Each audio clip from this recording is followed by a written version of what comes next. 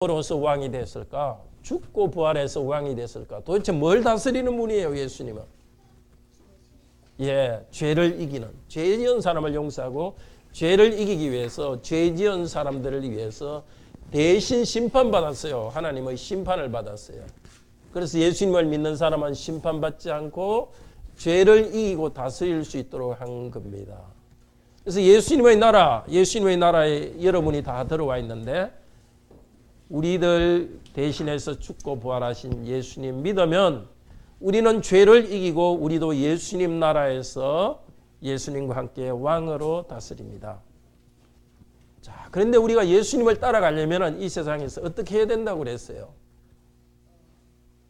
예수님이 십자가에 죽으시고 부활했기 때문에 우리도 이 세상 살아갈 때는 날마다 자기 십자가를 지고 따라가야 돼요. 자기 십자가가 뭐겠어요? 우리가 지어야 될, 날마다 지고 가야 될 십자가? 죄? 죄는 예수님께 맡겨지는 거예요. 우리가 지고 가야 될 십자가는 뭘까요? 믿음. 또 맞아요. 믿음도 또 관계돼요. 기도. 우리가 지고 가야 될 십자가. 뭘까? 예수님이 시키시는 대로 하는 거, 그게 우리 십자가예요. 십계명대로 살아가는 거.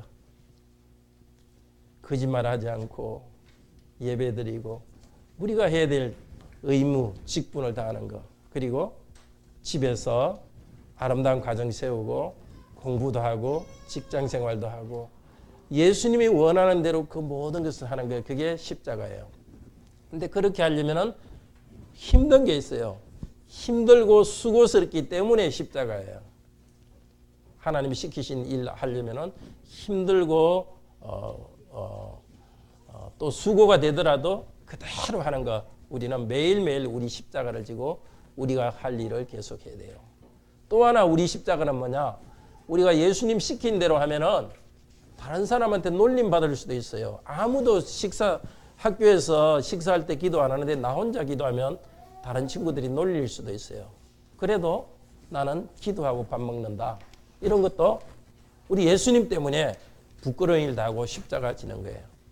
뭐든지 예수님 시키는 대로 하다가 힘든 일 있어도 그대로 하는 거 우리 십자가예요.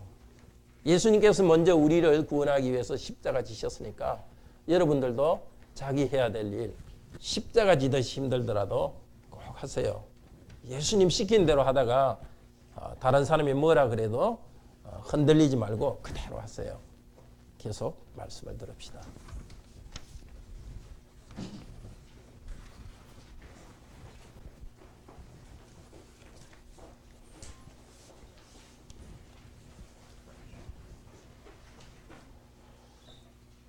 하나님께서 우리에게 말씀을 주시도록 다 같이 기도드립시다. 자비로우신 하나님, 죄인들을 거절하지 않으시고 하나님의 아들, 딸로 불러주시고 하나님 앞에서 말씀 듣게 하시니 감사합니다. 오래전에 우리 주 예수께서 제자들을 가르치셨고 이제는 우리 주 예수께서 하나님 보좌 우편에 앉아 계십니다. 저희들에게 성령님을 보내주셨사오니 이제도 이 말씀 들을 때 성령님 우리들에게 가르쳐 주소서. 우리 예수님이 어떤 뜻으로 이 말씀을 하셨는지 깨닫게 해주시고 우리 모두도 우리에게 주신 십자가를 날마다 자기 십자가를 지고 걸어갈 수 있도록 새로운 결심하도록 도우소서. 성령님 지금도 우리에게 말씀하시고 우리를 인도하여 주소서. 주 예수 그리스도 이름으로 기도드립니다. 아멘. 매일 자기 십자가를 지고 주님을 따라갑시다. 누구나 고생하기를 싫어합니다. 그러나 하나님께서 만드신 그리스도의 길은 고생하며 사는 것 외에는 다른 길이 없습니다. 하나님께서 만드신 행복한 인생은 고생하며 살도록 했습니다. 지난주 우리는 천사가 소녀 마리아에게 나타났던 이야기를 들었습니다. 마리아야, 네가 처녀로서 소녀로서 아이를 낳을 것이다. 그 이름을 예수로 하라. 그 아이는 하나님의 아들이다. 그리고 왕으로서 하나님의 백성을 다스릴 것이라고 말했습니다. 마리아는 자기 아들 예수가 어른이 되는 것을 보았습니다. 어른이 되어서 십자가에 죽는 것을 보았고 그리고 부활하는 것을 보았습니다. 그 아들이 하늘로 승천하신 다음에는 성령님을 기다렸고 그 성령님이 오신 다음에 마리아는 예수님의 제자가 되었습니다. 예수님을 자기 아들이지만 메시아요 하나님의 아들로 믿었습니다. 우리는 이 크리스마스에 이 사실을 다시 깨달읍시다. 예수는 하나님의 아들이요 메시아로 오셨습니다. 하나님이 우리를 다시 깨닫게 해 주시기를 바랍니다. 오늘 말씀은 예수님께서 제자들에게 하신 말씀입니다. 나는 십자가에 죽고 부활할 것이다. 너희들도 나를 따라서 자기 십자가를 지고 따라오라고 말합니다. 18절에서 20절은 예수님께서는 말씀하십니다. 베드로에게 너는 나를 누구라 하느냐 물으시고 베드로는 메시아다. 당신은 메시아입니다 하고 대답했고 예수님은 십자가에 죽으시고 부활하는 메시아라고 말했습니다. 18절에서 22절입니다. 두 번째로 23절에서 27절은 모든 제자들은 자기 십자가를 지고 날마다 예수님을 따라올 때에 예수님을 따라서 천국에 들어간다고 복을 말씀해 주셨습니다. 우리는 세 번째로 제자로서 자기를 부인하는 것을 바로 이해하고 그렇게 살아갑시다. 우리 모두가 예수님의 참 제자가 되기 바랍니다. 예수님의 참 제자로서 고난의 발자취를 따라가도록 성령께서 우리를 깨닫게 해주시기를 바랍니다. 인도해 주시기를 바랍니다. 첫째로 예수님은 십자가에 죽으시고 부활하는 메시아입니다. 예수님은 기도하셨습니다. 기도하실 때에 제자들만 같이 있었습니다. 제자들에게 물었습니다. 사람들이 나를 누구라고 말하느냐? 네, 어떤 사람은 엘리야라고 말합니다. 어떤 사람은 세례요한이 죽었다가 살아났다고 말합니다. 어떤 사람은 옛날 선지자 중에 한 사람이 살아났다고 합니다. 예수님께서 죽은 사람을 살리는 이런 일을 했기 때문에 옛날에 엘리야도 죽은 사람을 살렸죠. 그러니까 그런 큰 선지자가 나타났다. 선지자 정도로 생각했습니다. 또 선지자들이 지혜롭게 하나님 말씀을 가르쳤으니까 그런 선지자처럼 하나님의 말씀을 가르치는 사람으로 이해했습니다. 지금도 사람들은 예수님에 대해서 그 정도로 이해합니다.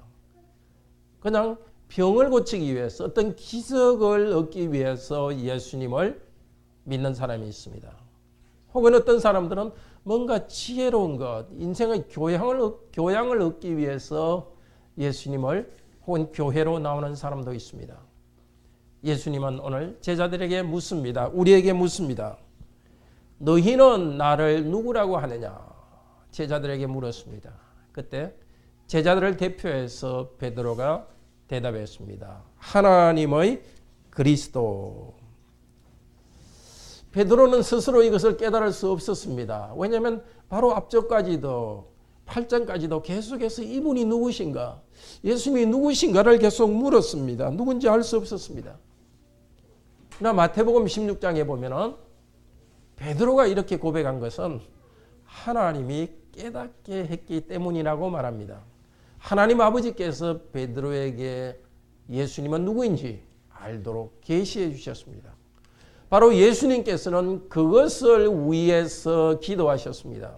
하나님, 제가 베드로에게 물을 것입니다.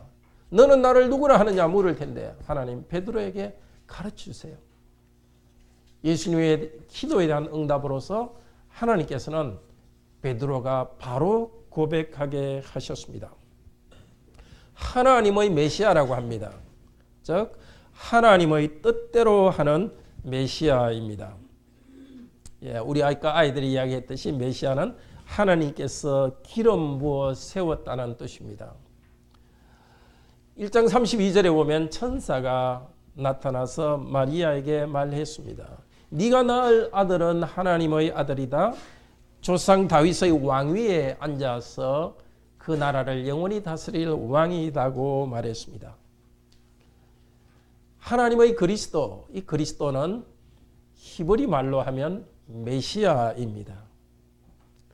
바로 하나님께서 예언하신 구약 선지자를 통해서 예언하신 그 메시아가 바로 이 예수 그리스도다 하고 베드로는 알게 되었습니다. 그런데 바로 이어서 예수님은 뭐라 하십니까? 경고하시면서 이 말을 아무에게도 말하지 말라고 했습니다. 왜 그랬을까요? 이 말을 널리 알려야 되지 않겠습니까? 왜 이 말을 아무에게도 알리지 말라고 했겠습니까? 그 당시에 유대인들은 메시아를 기다리고 있었습니다. 그렇지만 그들이 생각한 메시아는 말을 타고 강한 힘으로 와서 정치적인 왕국을 세우는 그런 메시아로 이해했습니다. 그런 예수님이 마치 그런 메시아인 것처럼 잘못된 소문이 퍼져 나가는 것을 예수님은 싫어했습니다. 베드로는 입으로는 올바른 고백을 했습니다. 예수님은 메시아다고 고백했습니다. 그렇지만 베드로의 마음에는 잘못 이해하고 있었을 것입니다. 그래서 예수님께서는 제자들의 생각을 고쳐줍니다. 하나님이 보내시는 메시아는 어떤 존재인가? 예수님 자신은 어떤 메시아인가? 그것을 가르쳐 주십니다. 22절에서 이렇게 말씀을 시작하십니다. 인자가, 베드로는 그리스도라고 말했으면 예수님도 그리스도가 이렇게 말해야 될 텐데 그리스도라고 말하지 않습니다. 그리스도, 메시아는 영광스러운 호칭입니다. 대신에 인자, 인자는 말 그대로 하면 사람의 아들입니다. 그런데 이 말은 예수님만이 쓰는 말이고 예수님이 자기에 대해서 쓰는 말입니다. 이 신약 성경에 보면 인자는 두 가지 뜻으로 쓰이는데 고난 받으시는 분, 두 번째는 하늘에서 와서 심판하시는 분이십니다. 예수님께서는 자신을 인자로 소개하십니다. 메시아이시만 인자로 소개하십니다. 많은 고난을 받고 버림받고 죽임을 당하고 제3일에 살아나야 하리라. 해야만 하리라. 그 말을 이 네 가지에 다 말하고 있습니다.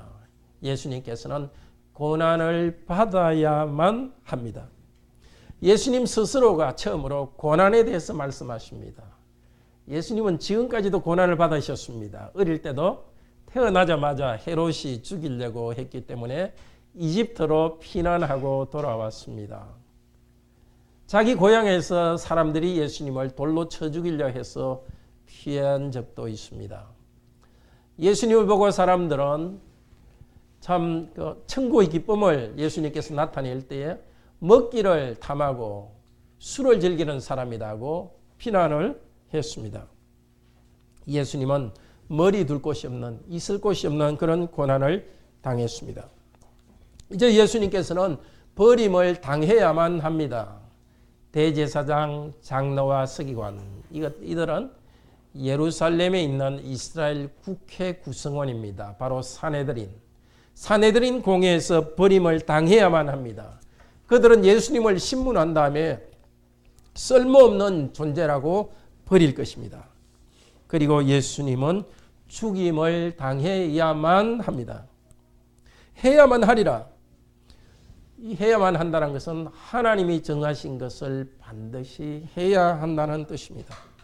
고난받고 버림당하고 죽임당하고 전부 수동태입니다. 일어난다. 예수님께서 다시 부활한다. 일어난다는 것도 원래 일으켜진다는 것입니다. 유대인들은 예수님을 미워하여 죽입니다. 그렇지만 그 가운데서 하나님께서 적극적으로 일하십니다. 예수님께서는 수동적으로 하나님의 뜻에 굴복하여서 고난을 당하십니다. 하나님 뜻에 굴복하여 버림을 당하시고 하나님 뜻에 굴복하여서 죽으십니다. 그러면 하나님께서는 예수 그리스도를 살리실 것입니다.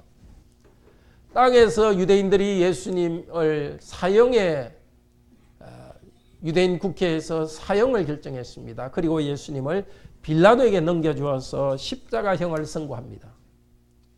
그런데 바로 그때 하늘에서 하나님께서는 아들 하나님 예수 그리스도에 대한 사형 선고를 했습니다. 땅에서 빌라도가 사형 선고한 것은 하늘에서 하나님께서 사형 선고한 것의 표시입니다.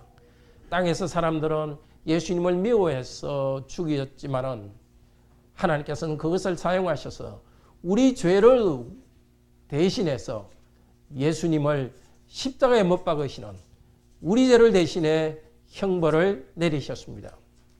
그래서 십자가에서 예수님은 다른 사람을 원망하지 않았습니다. 오히려 나의 하나님 어찌하여 나를 버리셨나이까?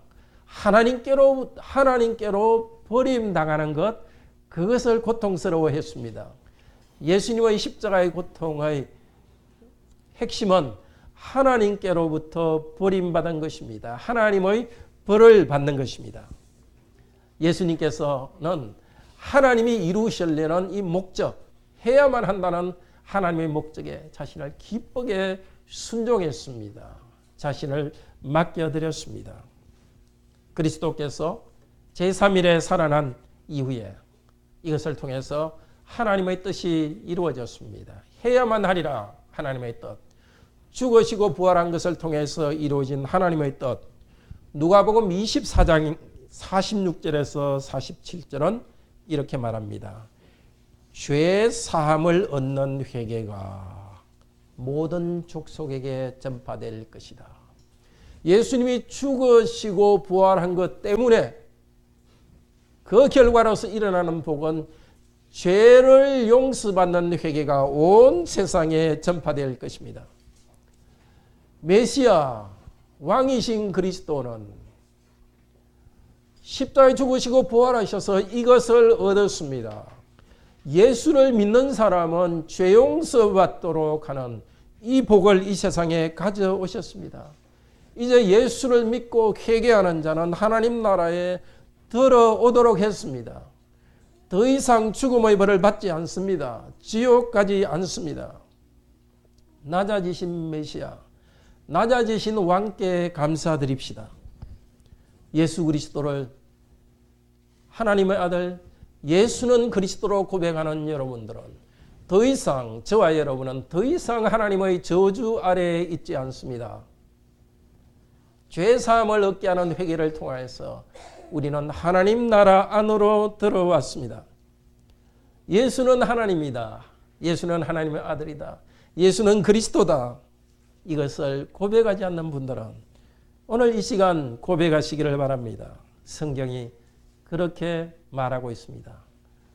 저와 여러분이 이 고백을 하고 예수님을 믿도록 하기 위해서 예수님은 십자가에 죽으셨고 부활하셨습니다. 예수 그리스도를 믿으면 하나님의 나라의 백성이 됩니다. 예수님께서는 23절에서 제자의 길에 대해서 말합니다. 나는 메시아고 왕이다. 그렇지만 고난받는 메시아이고 왕이다. 가르친 다음에 너희들 나의 제자들도 날마다 너희 십자가를 지고 나를 따르라. 자기를 부인하라고 말합니다. 죄를 지으려는 자기를 매일 부인하면서 예수님을 따라와야 됩니다. 자기 중심성을 포기해야 됩니다. 자기 야망을 포기해야 됩니다. 내 인생을 내가 정하는 것이 아니라 예수님께서 내 인생을 정하도록 맡겨드려야 됩니다. 자기를 부인하는 것은 아무 방향 없이 살아가는 것이 아닙니다. 내가 내 탐욕으로 정한 방향이 아니라 말씀에서 지시하는 대로 예수님께서 원하시는 대로 인생 방향을 바꾸는 것입니다. 자기를 부인하는 이유는 날마다 자기 십자가를 지기 위해서입니다. 원래 십자가는 지고 가는 것은 사형 선고받은 사람들입니다. 십자가형을 선고받은 사람은 사형당할 장소까지 십자가를 지고 갑니다.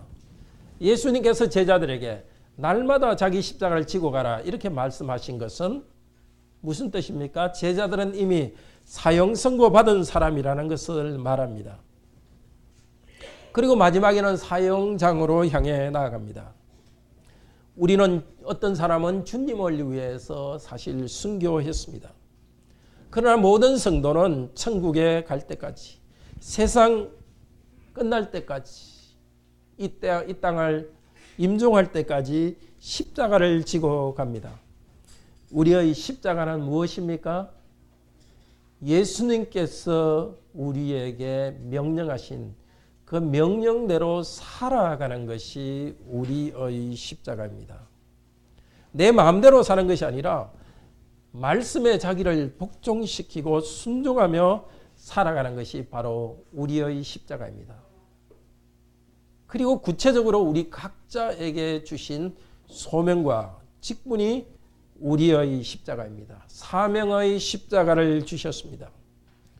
우리는 힘들다고 사명을 버리지 않습니다. 이 세상에서 내 삶은 끝났다, 나는 죽었다 생각하고 예수님께서 주신, 하나님께서 맡겨주신 사명을 다합니다. 그런데 예수 그리스도를 따르는 삶에서는 사람들이 무시하기도 합니다. 따돌림을 당할 때도 있습니다. 예수님께 순종하는 사람에게는 십자가의 고난이 있습니다. 주신 사명을 당할 때는 수고와 힘든 일이 있습니다. 이것이 십자가입니다. 사명을 받았지만 사명을 게을리하는 사람에게는 십자가가 없습니다. 우리에게 맡겨진 사명을 매 순간순간 다합시다. 매일매일 말씀과 사랑으로 가정을 세웁시다. 많은 수고가 따르는 십자가입니다. 직장에서 가능한 일을 적게 하려고 하지 마십시오. 힘이 닿는 대로 가능한 많은 일을 하십시오. 수고가 따르는 십자가입니다. 교회 생활에서도 매일 십자가를 지고 갑시다. 자기 교만을 버리고 겸손히 하나님께 경배합시다. 성도들을 항상 나보다 낮게 여깁시다. 성도들의 아픔과 이야기를 들어주면서 격려합시다. 내가 섬길 것을 찾아서 섬깁시다. 사도 바울은 골로새서 1장 24절에서 이렇게 고백합니다. 그리스도의 남은 고난을 그의 몸된 교회를 위하여 내 육체에 채우노라. 성도를 섬길 때, 또 가족을 섬길 때 그 당하는 고통, 그리스도의 남은 고난인 줄 아시기를 바랍니다. 그리스도의 남은 고난을 내 육체에 채워야 그리스도의 나라가 이루어집니다. 이렇게 고백하며 사는 성도는 참으로 행복합니다. 24절에서 25절은 자기 목숨을 잃으면 구원한다고 약속하십니다. 자기 목숨을 구원하려고 하면 잃어버릴 것이다. 그러나 나를 위하여 자기 목숨을 잃으면 그 목숨을 구원할 것이다. 이 세상에는 두 종류의 사람이 있습니다. 세상에서 자기 목숨을 구원하려는 사람입니다. 이 세상의 잘못된 생활 방식을 계속 살아가려는 사람입니다. 이 세상에서 부유함이 궁극적인 목적입니다. 이 세상의 안정이 궁극적인 목적입니다. 자기 하고 싶은 대로 하려고 합니다. 요즘 그런 경향이 아주 심해집니다. 나는 정직하고 싶다. 나대로 살고 싶다. 나를 돌보는 것이 제일 먼저다. 자아를 높이는 사고방식이 널리 퍼지고 있습니다. 성경과는 거리가 멀어지고 있습니다. 자기를 부인하지 않습니다. 십자가로서 자기 사명을 생각하지 않습니다. 그러나 그런 사람은 다음 시대에 생명을 누리지 못할 것입니다. 이 세상 사는 100년 동안은 모든 것을 다 얻어도 영원한 생명을 누리지 못한다면 무엇이 소용이 있겠습니까? 두 번째 사람은 이 세상에서 자기 삶을, 생명을 잃는 사람입니다. 나를 위하여, 예수님을 위하여 자기 생명을 잃는 사람입니다. 어떤 사람은 순교한 성도도 있습니다. 그러나 모든 성도는 자기 십자가를 지고 예수님을 따르면서 자기 생명을 잃습니다. 자기 생명을 잃는다는 것은 자기가 가져왔던 생활 스타일을 버리는 것입니다. 세상의 가치관을 버리는 것입니다. 세상의 잘못된 삶의 방식을 버립니다. 하나님의 말씀의 기준을 따라 살기 위해서 목숨을 내어놓듯이 살아갑니다. 어떤 삶을 살아가시겠습니까? 이 땅에서 자기 생명을, 이 땅에서 안락을 보존하려다가 영원한 생명을 잃으시겠습니까? 아니면 이 땅에서 안락을 포기하고 말씀에 따라 살아가기 때문에 영원한 생명을 얻겠습니까? 사도 바울은 로마서 6장 5절에서 6절 이렇게 말합니다. 신약 246페이지입니다. 같이 보겠습니다. 우리도 사도 바울의 태도를 가집시다. 로마서 6장 5절에서 6절입니다.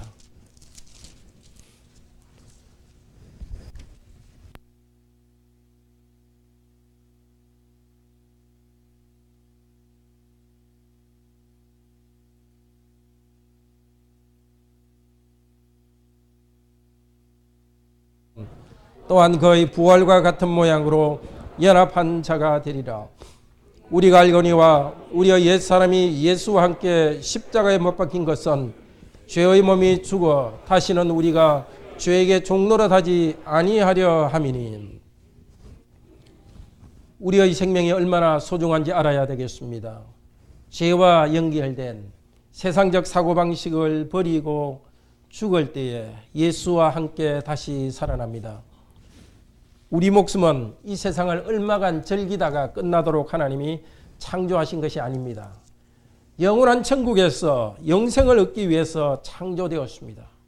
이 땅에서의 실제적 성취에 우리가 너무나 몰입되어서 왜 태어났는지를 잊어서는 안 되겠습니다.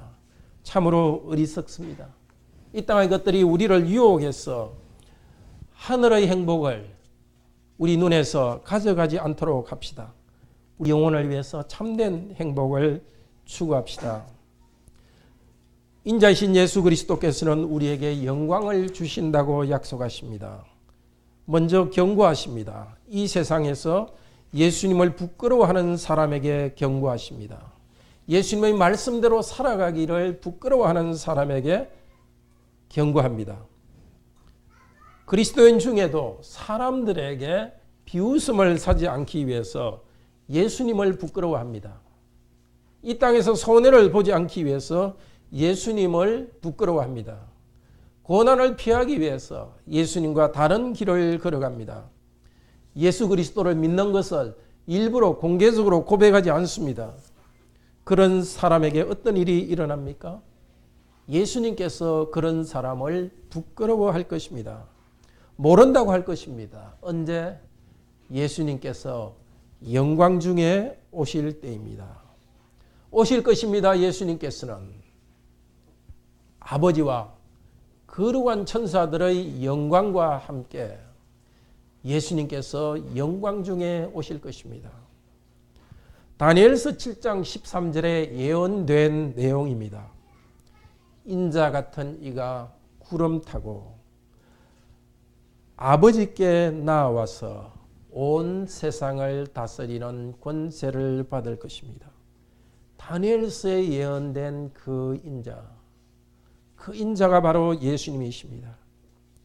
지금은 십자가에 달려서 죽으러 가는 예수님이시지만은 그 인자시지만은 같은 인자께서는 이제 세상을 심판하러 오실 것입니다.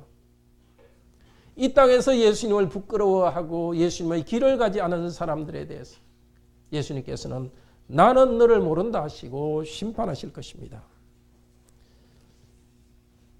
그런데 이 예수님의 경고는 우리에게 또한 큰 위로가 됩니다. 예수님의 말씀을 부끄러워하지 않고 살아간 우리에게 큰 위로가 됩니다. 예수님은 나의 주님이요 그리스도다 고백하고 살아간 우리에게 큰 위로가 됩니다. 예배 때마다 예수 이름 부르고 찬양하는 우리에게 큰 위로가 됩니다. 이 땅에서 부끄러움 당하더라도 이 땅에서 많은 수고하더라도 영광의 날에 우리를 안다고 하실 것입니다. 마치 이렇게 말씀하시는 것 같습니다. 내 손에 너의 삶을 맡겨라. 두려워하지 말고 맡겨라. 잠시 내가 멸망하는 것처럼 보일 것이다. 그러나 내가 마침내 너의 억울함을 풀어주는 심판자로 나타날 것이다. 너를 완전히 회복시켜 줄 것이다. 그리고 예수님께서는 말씀하십니다. 여기 서 있는 사람들 중에 죽기 전에 하나님의 나라를 볼 자들도 있다. 참 어려운 말입니다. 예수님과 같이 있는 사람들 중에 죽기 전에 하나님 나라가 오는 것을 볼 자가 있다. 근데 바로 다음 절에 27절에 보면은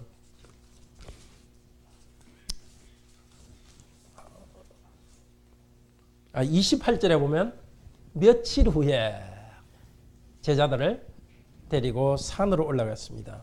그때 예수님께서 나중에 구름 타고 오실 때 그때 영광스러운 모습을 제자들에게 보여주었습니다. 그래서 아마 제자들에게 곧 보여줄 영광스러운 모습, 십자가에 죽으실 분이지만은 그러나 그분은 영광스러운 분이라는 것을 보여주었습니다. 앞으로 그들이 예수님 오실 때 영광을 얻을 것이라는 것을 증거로 보여주기 위해서 그때 잠깐 영광스러운 그리스도의 모습을 보여주었습니다. 그뿐만이 아닙니다. 십자가에 죽고 부활하신 예수 그리스도를 만났을 때 제자들은 영광의 예수 그리스도를 보았고 그리스도 안에 하나님 나라가 온 것을 보았습니다. 성령님이 오셨을 때 영광의 나라가 교회 안에 이루어진 것을 보았습니다. 세상에 전혀 비교할 수 없는 기쁨과 경배, 나눔의 나라가 이루어진 것을 보았습니다. 그 교회가 지금 계속되고 있습니다. 교회 안에서 그 하나님 나라의 영광은 계속되고 있습니다. 물론 아직 부족합니다. 저와 이 교회는 부족합니다. 이 안에 하나님의 영광이 다 나타나지는 않습니다. 예수님께서 오셔서 영광 중에 완성할 것입니다. 그렇지만 부족하지만 교회 안에 하나님 나라는 있습니다. 로마서 14장 17절에 하나님 나라는 성령님 안에서 의와 평화와 기쁨이라고 하셨습니다. 이미 성령님, 예수 그리스도를 믿고 성령님을 받은 우리 안에 이미 평화와 기쁨이 나타나고 있습니다. 고난 가운데 십자가를 지고 살아가지만은 매일 십자가를 지고 살아가지만 그 가운데 기쁨이 있습니다. 성도는 이 땅에서 고난 당하지만은 하나님 나라의 영광을 부분적으로 맛보고 있고 예수님을 따라가면서 예수님이 주실 영광의 나라를 향해 나아갑니다. 우리 마지막으로 제자로서 자기를 부인하는 것을 바로 이해하도록 합시다. 자기를 부인하고 십자가를 지고 가는 것은 바로 알기 위해서 첫째로 예수님을 계속 바로 배우고 고백해야 됩니다. 자기 십자가를 지고 가기 위해서는 예수님을 바로 고백해야 됩니다. 고린도전서 2장 2절에서 사도 바울은 이렇게 말합니다. 내가 너희 중에서 그리스도와 그의 십자가에 못 박힌 것 외에는 아무것도 알지 않기로 작정하였노라. 부활 영광에 계신 예수 그리스도의 복음을 전하지만 그러나 본질적인 것이 십자가에 달린 예수 그리스도를 바로 알아야 됩니다. 십자가에 달린 예수 그리스도를 바로 배우고 고백할 때 우리는 부활을 바로 이해할 수 있습니다. 우리의 죄와 우리의 비참함, 죄 때문에 우리가 받아야 될 심판을 바로 알고 예수님께서 우리 죄를 위해서 심판받았다는 것을 바로 알아야 됩니다. 계속해서 우리는 그리스도의 십자가에 대해서 배웁시다. 두 번째로 우리는 예수님을 따라가는 행동을 하기 전에 먼저 예수님의 제자가 되어야 합니다. 예수님이 하는 행동만 모방하지 말고 예수님과 연합되어야 합니다. 요한복음 15장 5절은 말합니다. 예수님께서 말씀하셨습니다. 나는 포도나무요 너희는 가지라. 그가 내 안에 있고 내가 그 안에 있으면 사람이 열매를 많이 맺나니 나를 떠나서는 너희가 아무것도 할 수 없습니다. 예수님을 따라가는 행동은 예수님 안에 있는 것입니다. 우리가 예수님과 연합되어 있어야 예수님과 따라가는 행동을 할 수 있습니다. 회개하고 예수님을 믿을 때 예수님과 연합됩니다. 예수님은 우리를 깨끗하게 해주십니다. 성령님을 보내주셔서 우리가 예수님과 연합되게 해주십니다. 그리스도 이름을 부르고 믿음으로써 계속 연합되기 바랍니다. 셋째로 십자가를 지고 가는 길은 특별한 결단을 할 때만이 아니라 매일 모든 일에서 일어납니다. 우리의 모든 삶에서 그리스도께서 가르치신 대로 순종하는 것이 십자가를 지는 것입니다. 내가 맡긴 직분을 말씀에 따라서 순종해 가는 것입니다. 매일 일상을 성실하게 살아가는 것이 십자가를 지고 가는 것입니다. 넷째로 자기를 부인하는 길은 소극적으로 사는 삶이 아닙니다. 그리스도의 뒤를 따라 소신대로 살아가는 것입니다. 주위 사람들이나 친구들이 하니까 다른 사람을 따라가는 삶이 아닙니다. 사람들과 관계없이 그리스도께서 이끄시는 대로 그 길을 과감히 따라갑니다. 믿음의 조상 아브라함은 하나님께서 부르실 때에 자기 친척을 버렸습니다. 자기 고향을 버리고 1000km 이상 되는 먼 길을 여행해서 하나님의 약속의 땅으로 나아왔습니다. 그리스도인은 그리스도께서 부르시는 대로 윤리적으로 선하게 과감히 살아갑니다. 그리스도의 길을 가는 성도는 삶의 방식에서도 소신대로 살지만 그것 때문에 일과 직업에서도 다릅니다. 그 부수적인 효과입니다. 예수님이 뒤를 따라가기 때문에 내 일과 직업에서도 개척하는 담대함이 있습니다. 자기를 부인하는 것은 소심해지는 것이 아니라 두려움과 염려도 부인하면서 예수님을 따라가는 것입니다. 다섯째로 예수님을 따르는 사람은 불신자와 별 다름없이 살아가는 것이 보일 때도 실제적으로는 다릅니다. 누가복음 17장 35절에서 예수님께서 말씀하셨습니다. 두 여자가 함께 맷돌을 갈고 있다. 같이 맷돌을 갈고 있는데 한 명은 버려지고 한 명은 천국으로 데려갈 것이다.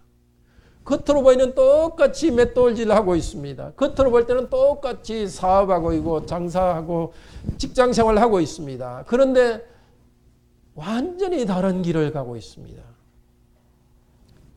누가복음 17장 35절 바로 앞에 있는 32절에는 이렇게 말합니다. 자기 목숨을 보존하는 자는 잃을 것이요 잃는 자는 살리시리라. 같은 직업을 가지고 살고 있지만 어떤 사람은 예수님에게 모든 걸 맡기고 자기를 부인하며 직업 생활을 합니다. 어떤 사람은 아직과 자기 야망에 가득해서 일을 합니다. 똑같이 일하는 것처럼 보여도 완전히 다른 삶을 살아갑니다. 한 사람은 지옥을 향해 나아가고 한 사람은 천국을 향해 나아갑니다.